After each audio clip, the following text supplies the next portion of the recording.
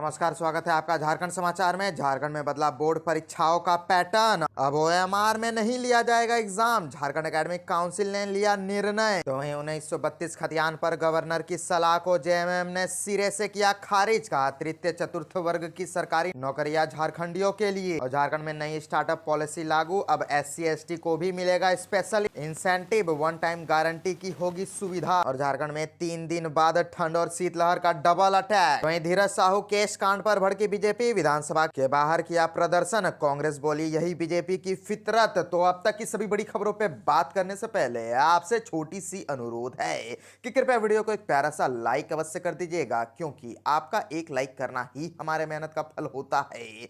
तो शुरुआत करते हैं आज की पहली और बड़ी खबर से।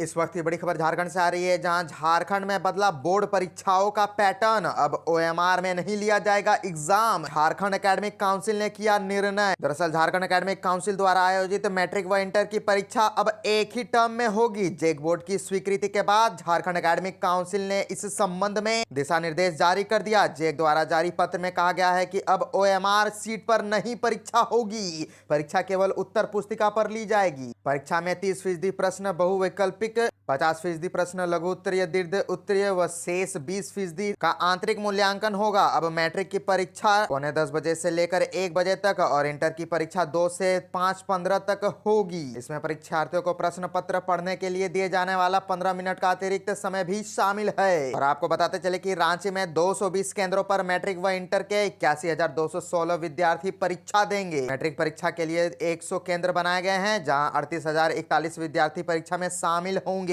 वहीं इंटरमीडिएट परीक्षा के लिए 120 केंद्र बनाए गए हैं, जिसमें 43,175 विद्यार्थी शामिल होंगे।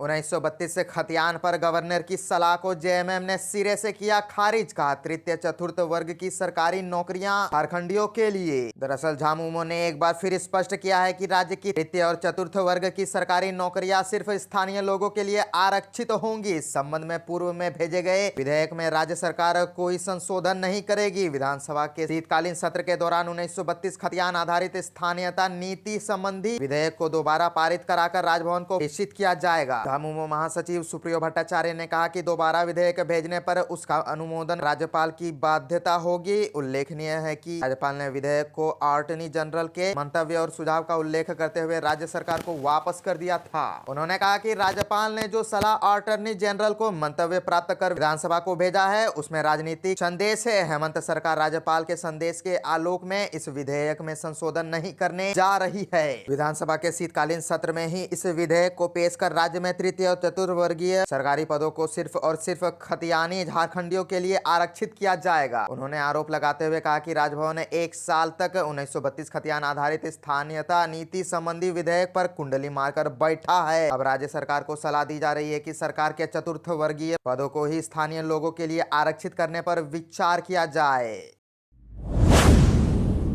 और एक बड़ी खबर आ रही है कि झारखंड में अब नई स्टार्टअप पॉलिसी लागू, अब SC/ST को भी मिलेगा special incentive, one time guarantee की होगी सुविधा। दरअसल झारखंड में स्टार्टअप को बढ़ावा देने के लिए अब अनुसूचित जाति तथा अनुसूचित जनजाति के युवाओं को भी स्पेशल इंसेंटिव देने का फैसला लिया गया है। पहली बार इस श्रेणी के युवाओं को अतिरिक्त 5% इंसेंटिव मिल सकेगा। पहले सिर्फ महिलाओं और दिव्यांगों को ही अतिरिक्त लाभ मिलता था। राज्य सरकार ने नई स्टार्टअप पॉलिसी 2023 लागू की है, जिसमें यह प्रावधान है। कैबिनेट की स्वीकृति के बाद सूचना तकनीक एवं ई गवर्नेंस विभाग ने इसे अनुसूचित कर दिया है। इसी के साथ 2016 में लागू नीति रद्द कर दी गई है। नई स्टार्टअप पॉलिसी 5 साल के लिए लागू की गई है। इस दौरान राज्य में कम से कम 1000 स्टार्टअप को विकसित करने का लक्ष्य रखा गया है। इस अवधि तक राज्य में अनुकूल इकोसिस्टम तैयार कर अग्रणी 10 राज्यों में झारखंड को सम्मिलित करने का लक्ष्य रखा गया है। आपको बता दें कि नई पॉलिसी में स्कूलों, कॉलेजों एवं विश्वविद्यालयों में स्टार्टअप का माहौल तैयार करने को लेकर ही प्रावधान किया गया है। इसके तहत इन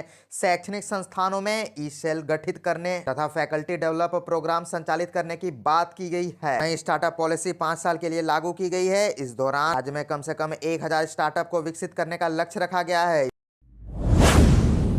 धीरज साहू केस कांड पर भड़की बीजेपी, विधानसभा के बाहर किया प्रदर्शन। कांग्रेस बोली यही बीजेपी की फितरत। दरअसल कांग्रेस के राज्यसभा सांसद धीरज साहू के प्रतिष्ठानों से मिले करोड़ों केस को लेकर भाजपा विधायक ने सदन के बाहर सख्ती लेकर प्रदर्शन किया। पूरे मामले की सीबीआई जांच कराने की मांग की। दूसरी ओर सत्ता पक्ष के विधायक ने कहा कि जब तक आयकर विभाग की ओर से इस मामले में स्पष्ट जानकारी नहीं दी जाती तब तक सही या गलत के बीच बात नहीं की जा सकती। सत्ता पक्ष के कुछ विधायकों ने यहां तक कह दिया कि दोष साबित होने के बाद कार्रवाई होनी चाहिए। दरअसल बाघमारा में भाजपा विधायक डुल्लू महतो ने कहा कि धनबाद के एसएसपी संजीव कुमार के संपत्ति की जांच भी होनी चाहिए। उन्होंने आरोप लगाया कि क्षेत्र में 50,000 करोड़ से अधिक के कोयले की लूट की गई है। इसका विरोध करने पर झूठा मुकदमा लदा दिया जा रहा है। भाजपा विधायक राज सिन्हा ने प्रोन्नति के बाद भी धनबाद में ही संजीव कुमार की तैनाती पर सवाल उठाया है। तो वहीं कांग्रेस विधायक शिल्पी नेता तिर्की ने कहा कि भाजपा महत्वपूर्ण मुद्दों से लोगों को भटका रही है, यही भाजपा की फितरत है। संसद से वन संशोधन अधिनियम से संशोधन पारित कर दिया गया, जिसके अंतर्गत केंद्र सरकार को अब अनुमति है कि किसी भी निजी कंपनी को जमीन दे सकती है। ऐसा कर केंद्र सरकार जल जंगल जमीन के मुद्दे को खत्म करना चाहती है।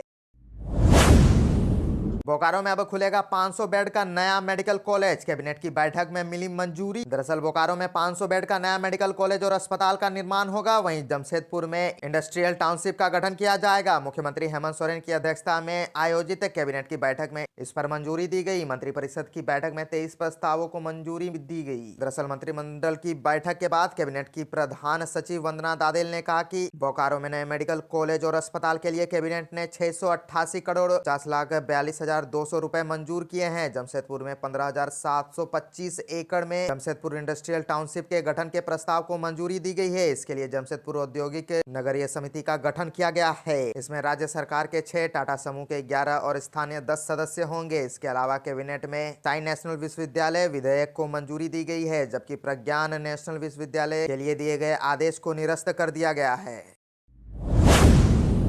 झारखंड में मौसम बहुत तेजी से बदल रहा है। कई जिलों में तापमान 10 डिग्री सेल्सियस से भी कम दर्ज किया गया है। पारा दिनों दिन लुढ़कते जा रहा है। आने वाले दिनों में ठंड के साथ साथ शीतलहर भी देखने को मिलेगा। मौसम विभाग के एक अधिकारी ने बताया कि झारखंड में पारा के 10 डिग्री सेल्सियस के नीचे चले जाने का कारण लोग ठंड की चपेट में है। उन्होंने बताया कि उत्तरी पश्चिमी हवा के चलते तापमान में यह गिरावट आई है। मौसम विभाग के अधिकारी ने बताया कि अगले 3 दिनों तक वर्तमान तापमान में किसी बड़े बदलाव की संभावना नहीं है। 3 दिनों के बाद उसमें 2 से 3 डिग्री की गिरावट आ सकती है। यानी अगले 3 दिनों के बाद राज्य में और ठंड पड़ने वाली है। अधिकारी ने बताया कि राज्य में अगले सप्ताह शीतलहर जैसी स्थिति उत्पन्न हो सकती है।